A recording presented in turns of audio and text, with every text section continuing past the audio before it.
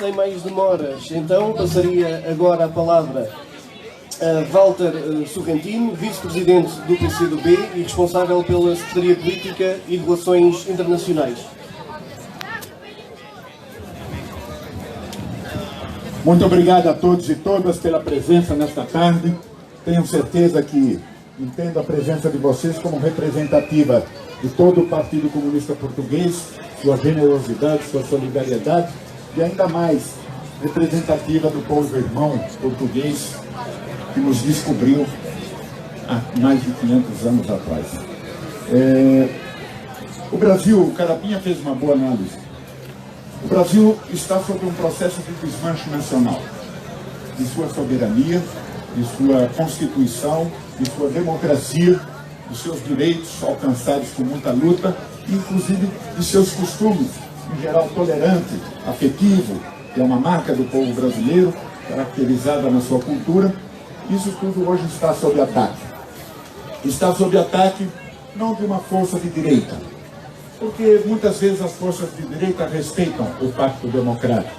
Essa é uma força que não veio para construir nada, ela veio para destruir tudo que o Brasil alcançou ao longo dessas últimas décadas e o faz de modo consciente, público. Palavras dele, abre aspas, eu não vim para construir, eu vim para destruir. E trava uma luta contra um suposto marxismo cultural que cria intolerância e ódio na sociedade brasileira pela primeira vez na nossa história. O Brasil é alvo de uma trajetória muito importante ao longo do século XX, foi o país capitalista que mais se desenvolveu de toda a história, só substituído agora pela China e seus prodígios. Alcançou um Estado Nacional muito complexo. Nunca isso foi feito com democracia. O PCdoB viveu 63 anos praticamente na clandestinidade mais rigorosa, perseguido, assassinado, torturado, de modo que foi uma construção do povo brasileiro, em geral, sem democracia, mas sempre baseado nos interesses nacionais de uma grande nação que tem um papel a representar altivo e ativo no cenário mundial entre as demais nações. Bolsonaro destrói. Bolsonaro faz um governo regressivo nos costumes, faz um governo ultraliberal, selvagem. Podem crer no que digo, pior do que a austeridade europeia que vocês viveram e conhecem bem, é muito pior. O sindicalismo nosso está praticamente sob sentença de morte. A reforma trabalhista e previdenciária foi um crime em tudo que a gente constituiu desde 1930, quando se modernizou o país, e evidentemente se cria uma crise social muito profunda. Nós somos 42% da população brasileira hoje. Após 5 anos de recessão ou estagnação, nós temos uma economia praticamente depressão econômica, ou seja, uma economia que não colapsa, mas também não decola. E nós somos 42% da força de trabalho de 106 milhões de brasileiros que ou estão desempregados, ou subocupados, ou sem carteira assinada, ou precarizados sob a forma de uberização. Não sei se aqui em Portugal se utiliza a mesma coisa. Trabalhador de Uber, que é um super explorado de si mesmo, de certo modo. Então, ultraliberal é um governo neocolonizador aberto, porque um dos principais feitos de Bolsonaro foi alinhar de modo carnal, servil, visceral o Brasil à estratégia norte-americana e de Israel. Faz uma pregação anti-multilateralismo, anti-globalismo, contra a China, contra o Mercosul, contra os países árabes, de alinhamento. Um presidente que se indignou a nação ao ir aos Estados Unidos beijar a bandeira americana de público e prestar-lhe continência. É desse nível a torpeza desse sujeito. E evidentemente, companheiras e companheiros, não se pode produzir uma obra dessa, de desconstrução, de destruição, em meio a qualquer norma democrática. Não tenham dúvidas do que direi. Bolsonaro visa a constituir, tem uma estratégia muito clara, que visa constituir uma nova ordem política, econômica e social em nosso país, em substituição à ordem da Constituição, que ainda está vigente, Constituição democrática, de direitos, cidadãos, deveres do Estado, direitos do cidadão. Nós há 40 anos conquistamos a anistia, com muito apoio dos portugueses, por sinal, que abriu caminho para o fim da ditadura, quando elegemos uma constituinte em 1986, e geramos essa Constituição democrática.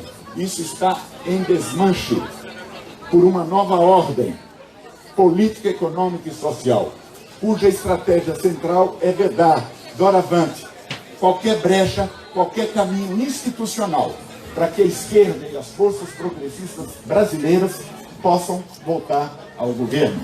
Isso é parte de uma estratégia norte-americana muito evidente, que não só se abate contra Cuba, se abate contra a Venezuela, contra todos os governos progressistas, exatamente nessa direção.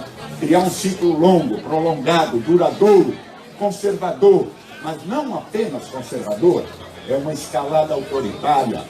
É preciso vocês terem em conta, tenho certeza que sim, que Bolsonaro não é um Maurício Macri, Bolsonaro não é um Sebastião Pinheira, Bolsonaro é um fenômeno próprio, de matiz fascistizante, que se apoiou em novas modalidades de dominação para tentar impor um neoliberalismo senil, que não oferece esperança nenhuma à população, consensos nenhum à sociedade, a não ser a pancada.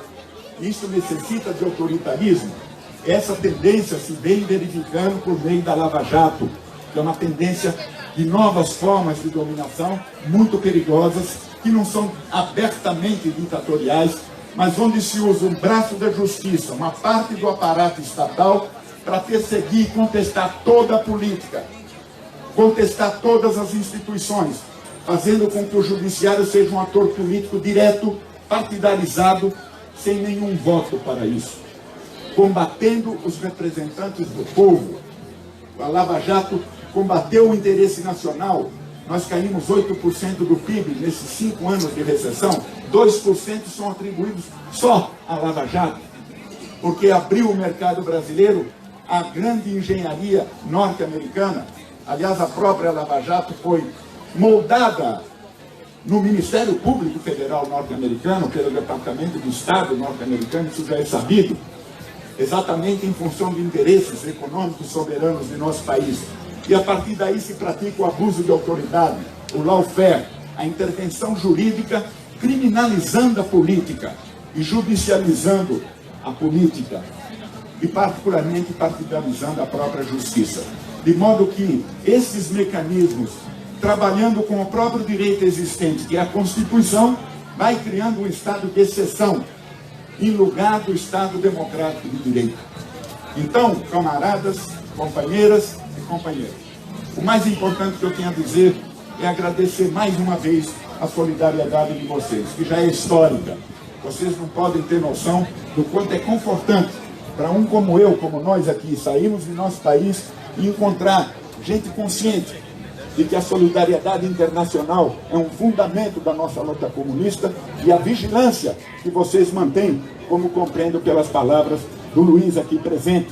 Essa vigilância é, sobretudo, uma vigilância democrática.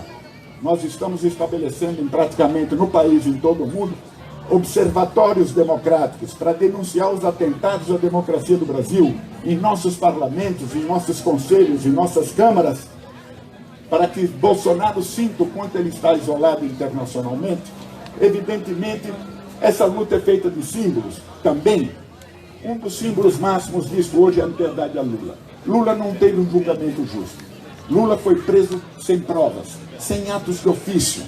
Lula foi alvo de uma odienta perseguição política, exatamente desse lawfare, exatamente do braço da justiça, que teve o apoio de todo o mainstream dominante do Brasil, empresários, mídia e todas as instituições, alimentando um sentimento de ódio à esquerda. Como diz Bolsonaro, é preciso extirpar essa raça do Brasil, assim ele se dirige a nós.